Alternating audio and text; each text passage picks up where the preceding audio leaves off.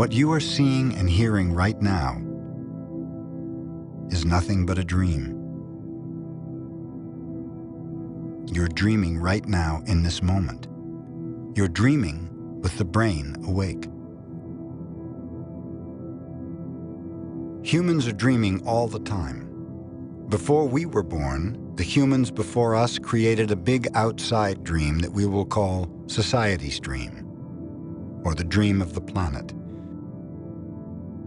The dream of the planet is the collective dream of billions of smaller personal dreams, which together create a dream of a family, a dream of a community, a dream of a city, a dream of a country, and finally, a dream of the whole humanity. The dream of the planet includes all of society's rules, its beliefs, its laws, its religions, its different cultures and ways to be, its governments, schools, social events, and holidays. We are born with the capacity to learn how to dream, and the humans who live before us teach us how to dream the way society dreams. The outside dream has so many rules that when a new human is born, we hook the child's attention and introduce these rules into his or her mind. The outside dream uses mom and dad, the schools, and religion to teach us how to dream. I want you to forget everything you have learned in your whole life. This is the beginning of a new understanding, a new dream. The dream you are living is your creation. It is your perception of reality that you can change at any time. You have the power to create hell, and you have the power to create heaven.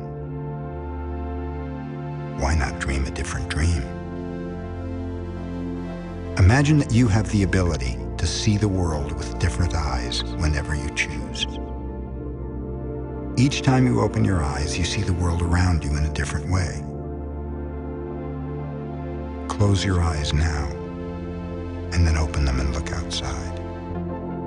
What you'll see is love coming out of the trees, love coming out of the sky, love coming out of the light. You will perceive love from everything around you. This is the state of bliss. You perceive love directly from everything, including yourself and other humans. Even when humans are sad or angry, behind these feelings, you can see that they are also sending love. Using your imagination and your new eyes of perception, I want you to see yourself living a new life, a new dream, a life where you don't need to justify your existence, and you are free to be who you really are. Imagine that you have permission to be happy and to really enjoy your life. Your life is free of conflict with yourself and with others. Imagine living your life without fear of expressing your dreams. You know what you want, what you don't want, and when you want it. You are free to change your life the way you really want to. You are not afraid to ask for what you need, to say yes or no to anything or to anyone. Imagine living your life without the fear of being judged by others. You no longer rule your behavior according to what others may think about you. You're no longer responsible for anyone's opinion. You have no need to control anyone, and no one controls you either. Imagine living your life without judging others. You can easily forgive others and let go of any judgments that you have. You don't have the need to be right, and you don't need to make anyone else wrong. You respect yourself and everyone else, and they respect you in return. Imagine living without the fear of loving and not being loved. You're no longer afraid to be rejected, and you don't have the need to be accepted. You can say, "I love you," with no shame or justification. You can walk in the world with your heart completely open and not be afraid to be hurt. Imagine living your life without being afraid to take a risk and to explore life. You're not afraid to lose anything. You're not afraid to be alive in the world. And you're not afraid to die.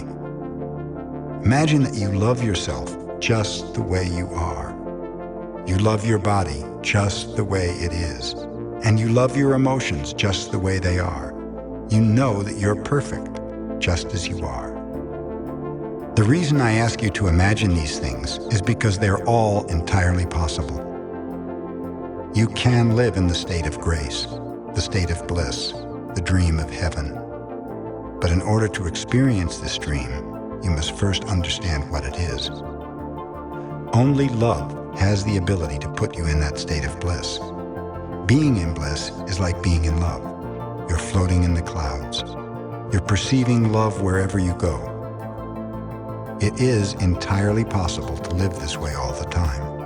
It's possible because others have done it, and they're no different from you.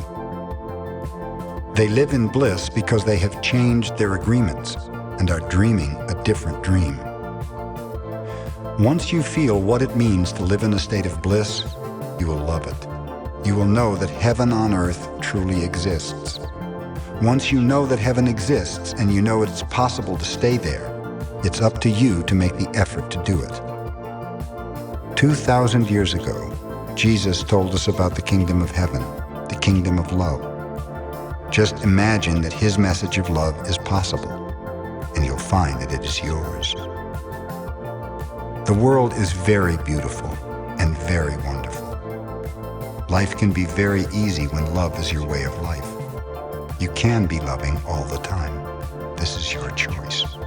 You may not have a reason to love, but you can love because to love makes you so happy. This is what humans have been seeking for centuries. For thousands of years, we've been searching for happiness. Happiness is the lost paradise. Moses called it the promised land. Buddha called it nirvana. Jesus called it heaven. And the Toltecs call it a new dream. This way of life is possible, and it's in your hands. Maybe we cannot escape from the destiny of the human, but we have a choice: to suffer our destiny or to enjoy our destiny. To suffer or to love and be happy. To live in hell or to live in heaven. My choice is to live in heaven. What's yours?